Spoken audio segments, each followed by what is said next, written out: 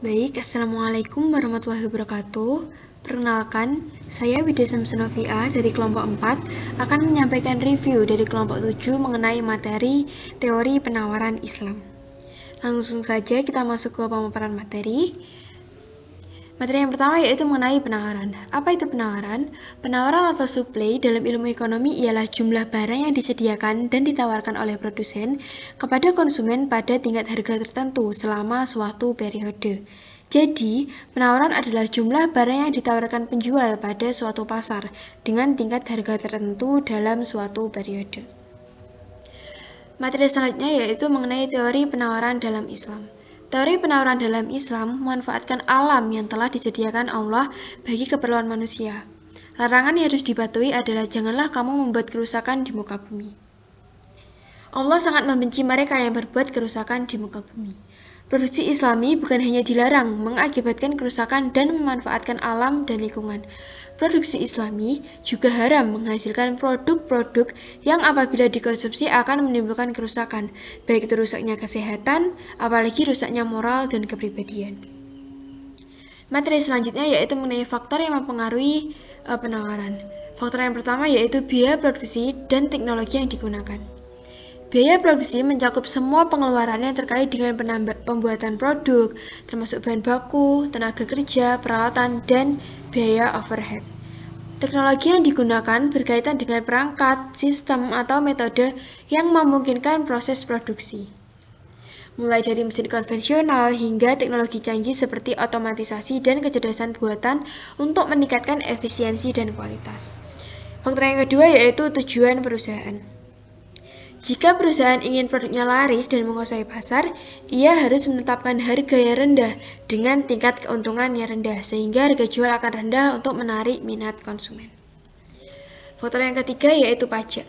Kenaikan pajak akan menyebabkan harga jual menjadi lebih tinggi, sehingga perusahaan menawarkan lebih sedikit produk akibat permintaan konsumen yang turun. Faktor yang keempat yaitu ketersediaan dan harga barang pengganti atau pelengkap. Jika ada produk pesaing sejenis di pasar dengan harga yang murah, konsumen akan ada yang beralih pada produk tersebut, sehingga terjadi penurunan permintaan, akhirnya penawaran pun dikurangi. Faktor yang kelima yaitu prediksi atau perkiraan harga pada masa depan. Ketika harga jual akan naik pada masa mendatang, perusahaan akan mempersiapkan diri dengan memperbanyak output produksi dengan harapan bisa menawarkan atau menjual lebih banyak ketika harga naik akibat berbagai faktor. Materi selanjutnya yaitu faktor penawaran dalam Islam. Yang pertama, maslahah. Maslahah merujuk pada kemaslahatan atau manfaat umum dalam konteks hukum Islam. Semakin besar maslahah yang dihasilkan oleh barang, perusahaan akan menjalankan prinsip keimanan yang kuat, cenderung untuk meningkatkan produksi barang tersebut agar manfaatnya lebih merata dan lebih besar bagi masyarakat. Yang kedua yaitu keuntungan. Dalam ekonomi Islam, keuntungan dapat dianggap sebagai bagian dari maslahah karena dapat digunakan untuk mengakumulasi modal yang pada akhirnya bisa digunakan untuk kegiatan yang lebih bermanfaat bagi masyarakat. Materi selanjutnya yaitu fungsi penawaran. Fungsi penawaran adalah persamaan yang menunjukkan hubungan harga barang di pasar dengan jumlah barang yang ditawarkan oleh produsen. Fungsi penawaran digunakan oleh produsen untuk menganalisis kemungkinan dari banyak barang yang akan diproduksi. Dalam fungsi penawaran, antara harga barang dan jumlah barang yang ditawarkan memiliki hubungan positif. Fungsi dari penawaran adalah HIS sama dengan A plus B PS, di mana A dan B adalah konstanta, di mana B harus bernilai positif. B sama dengan HIS per PS. PS adalah harga barang per unit yang ditawarkan, HIS adalah banyaknya unit barang yang ditawarkan. Selanjutnya yaitu kurva penawaran. Berikut adalah kurva penawaran. Kurva penawaran memiliki slope positif. Artinya, kurva penawaran bergerak dari kiri bawah ke kanan atas. Hukum penawaran. Hukum penawaran menjelaskan tentang sifat hubungan antara harga suatu barang yang ditawarkan pada penjual. Hukum penawaran menyatakan semakin tinggi harga suatu barang, semakin banyak jumlah barang yang ditawarkan oleh para penjual. Sebaliknya, semakin rendah harga suatu barang, maka semakin sedikit jumlah barang yang ditawarkan. Selanjutnya yaitu asumsi rasional dalam ekonomi Islam. Yang pertama, Homo economicus, mengenai ekonomi konvensional. Asumsi rasional dalam ekonomi konvensional mengacu pada ide bahwa individu membuat keputusan berdasarkan informasi yang mereka miliki dengan tujuan untuk memaksimalkan kepuasan atau keuntungan mereka. Sedangkan dalam ekonomi Islam, manusia itu selalu berhubungan dengan norma moral Islam, sehingga nafsu untuk memenuhi keinginan tidak selalu dipenuhi. Semua barang dan jasa yang diproduksi dan ditawarkan ke pasar mencerminkan kebutuhan real dan sesuai dengan tujuan syariah Islam, yaitu maqasidu syariah. Masih mengenai asumsi rasional dalam ekonomi Islam, yang kedua yaitu rasionalitas. Dalam ekonomi konvensional, asumsi rasionalitas adalah inti dari dorongan manusia untuk memenuhi keinginan mereka.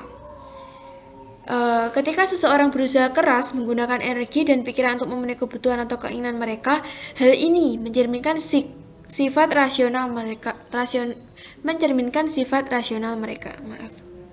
Sedangkan dalam ekonomi Islam selalu ada injeksi dalam norma moral Islam dalam kegiatan ekonomi tersebut, yang bertujuan untuk memberikan pedoman kepada agen-agen ekonomi dalam bertindak secara rasional, tetapi dengan mempertimbangkan kerangka nilai-nilai Islam.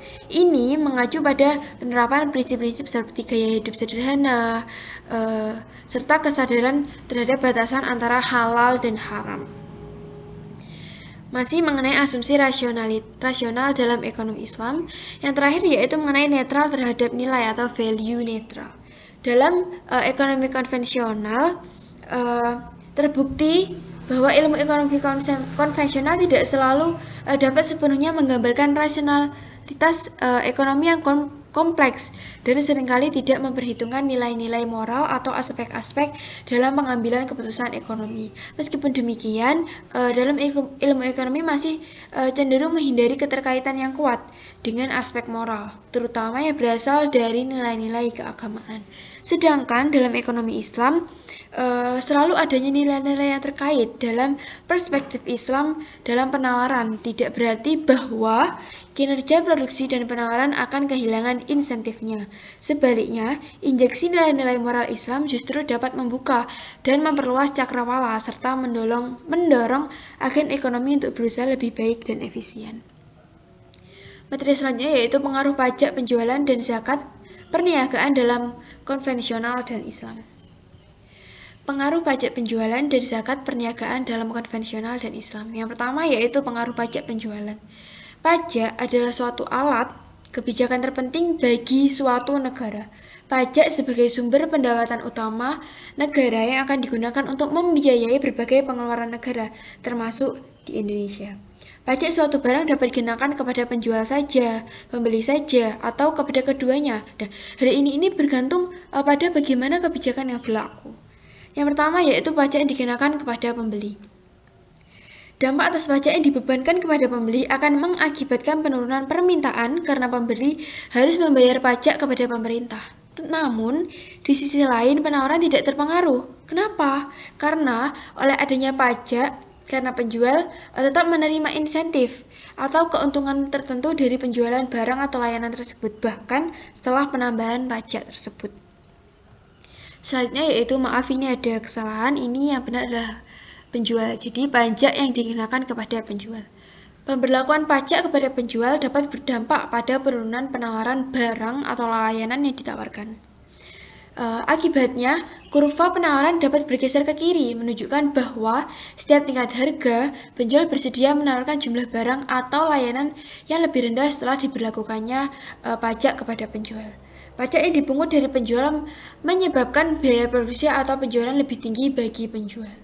Selanjutnya yaitu elastisitas dan pembagian beban pajak. Elastisitas penawaran ialah perbandingan antara seberapa besar perubahan jumlah barang yang ditawarkan sebagai akibat dari perubahan harga.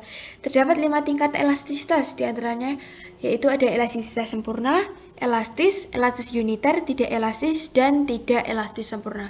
Berikut pembahasannya. Jenis-jenis elastis penawaran. Elastis sempurna berarti elastisitas tidak terhingga. Perusahaan dapat menyuplai berapapun kebutuhan pada satu tingkat harga tertentu. Elastis berarti elastisitas lebih besar dari 1. Perubahan penawaran lebih besar dari perubahan harga. Elastis uniter berarti elastisitas sama dengan 1. Perubahan penawaran sama dengan perubahan harga. Tidak elastis berarti elastisitas lebih kecil dari 1. Perubahan penawaran lebih kecil dari perubahan harga. Tidak elastis sempurna berarti elastisitas sama dengan 0.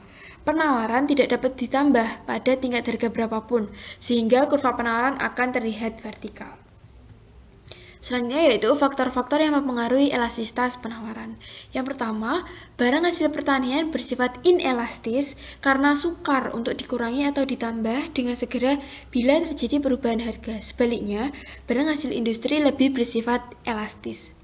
Yang kedua yaitu dalam jangka pendek, jika terjadi perubahan harga, maka produsen sulit untuk mengubah barang yang ditawarkan sehingga penawarannya bersifat inelastis.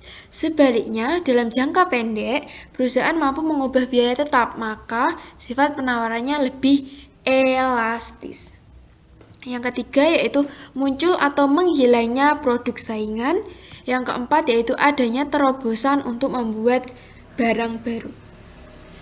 Yang kedua yaitu pengaruh zakat perniagaan. Seseorang yang mengeluarkan zakat berarti dia telah membersihkan diri dan jiwanya dari penyakit kikir dan membersihkan hartanya dari hak orang lain yang ada di dalam harta tersebut. Yang pertama, zakat perniagaan. Zakat perniagaan adalah kewajiban yang harus dipenuhi oleh setiap muslim yang memiliki harta yang mencapai nisab dan haul. Selanjutnya yaitu zakat terhadap penawaran. Pengaruh zakat terhadap penawaran dapat dilihat dari dua sisi. Pertama, pengaruh kewajiban membayar zakat terhadap perilaku penawaran, contohnya zakat perniagaan. Dan yang kedua yaitu pengaruh zakat produktif, yaitu alokasi zakat untuk kegiatan produktif dari mustahik terhadap peningkatan penawaran. Selanjutnya yaitu konsep biaya dalam teori penawaran. Jenis-jenis biaya. Di sini ada 7 jenis biaya. Yang pertama yaitu biaya total atau total cost, biaya tetap atau fixed cost, biaya variabel atau variable cost, biaya marginal atau marginal cost, biaya total rata-rata atau average total cost, biaya tetap rata-rata atau average fixed cost, biaya variabel rata-rata atau average variable cost. Selanjutnya yaitu kurva penawaran jangka pendek. Kurva penawaran jangka pendek dari suatu sektor industri secara keseluruhan dapat dirumuskan melalui penjumlahan horizontal seluruh kurva penawaran jangka pendek masing-masing perusahaan. Nah, berikut adalah kurva dari penawaran jangka pendek. Selanjutnya yaitu masih mengenai kurva penawaran, yaitu kurva penawaran jangka panjang. Industri skala biaya kontan. Dalam industri skala biaya kontan atau constant cost industry, penambahan penggunaan faktor produksi karena masuknya perusahaan-perusahaan baru tidak akan menaikkan harga faktor produksi. Oleh karena itu, kurva-kurva biaya perusahaan yang sudah ada tidak berubah. Kurva penawaran jangka panjang adalah LS yang berbentuk garis lurus sejajar dengan sumbu horizontal. Berikut adalah kurva penawaran jangka panjang. Selanjutnya yaitu hubungan marginal cost dengan kurva penawaran. Nah, dalam kurva penawaran, ketika biaya marginal lebih rendah dari harga jual, ini cenderung mendorong produsen untuk menawarkan lebih banyak barang, yang tercermin dalam peningkatan jumlah barang yang ditawarkan pada tingkat harga tertentu. Sebaliknya, ketika terjadi biaya marginal lebih tinggi dari harga jual, kurva penawaran cenderung mengalami penurunan, menunjukkan bahwa produsen bersedia menawarkan jumlah barang yang lebih sedikit pada harga tertentu. Selanjutnya, materi yang terakhir yaitu surplus produsen. Surplus produsen adalah jumlah yang diberikan oleh penjual untuk sebuah barang dikurangi dengan biaya produksi barang tersebut. Berbeda dengan seseorang pembeli yang selalu ingin menerima barang dengan harga yang lebih rendah, seseorang penjual selalu ingin menerima harga yang lebih tinggi untuk setiap barang yang dijual. Semakin tinggi harga yang diperoleh, maka semakin tinggi pula surplus produsen yang dimiliki oleh penjual. Sekian pemaparan review dari saya. Mohon maaf apabila ada salah kata. Wassalamualaikum warahmatullahi wabarakatuh.